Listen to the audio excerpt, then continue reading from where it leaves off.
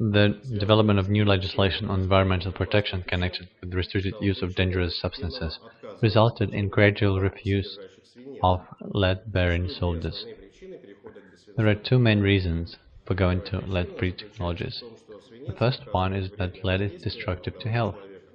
The main lead consumer is automobile industry. In electronic industry, specific weight of lead is relatively small, from 0.5 to 7%, according to different sources.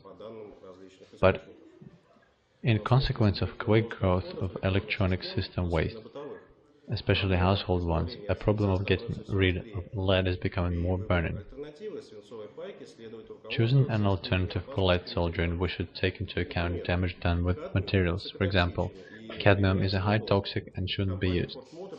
Ford Motors Company, for example, prohibits using cadmium-bearing materials.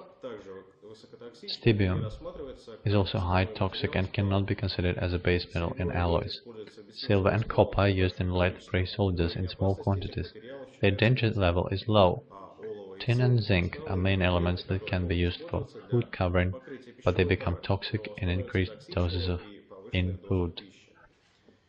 Bismuth is a harmless metal that can be used even in medicine.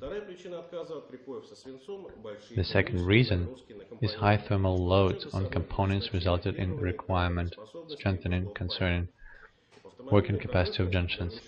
In automobile industry, more microcircuits are placed in motor department with temperature of 150 degrees centigrade and higher, reducing the number of wires.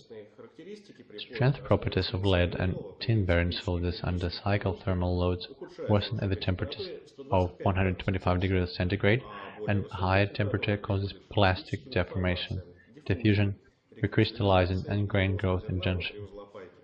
Standard tin-lead-silver soldiers with melting temperature of 179 degrees centigrade and tin-lead with melting temperature of 188 and 83 degrees centigrade are characterized with rather good properties in microcircuit stability and consequently reliability of soldered joints at a working temperature of up to 150 degrees centigrade. But mechanical stability of soldered joints worsens when the working temperature closes to a melting point and under heat cycling in conditions of elevated temperatures. Therefore, probability of tin-lead alloys damage is rather high. One of the best alternative soldiers is tin-silver-copper. This solder is included in a JADE list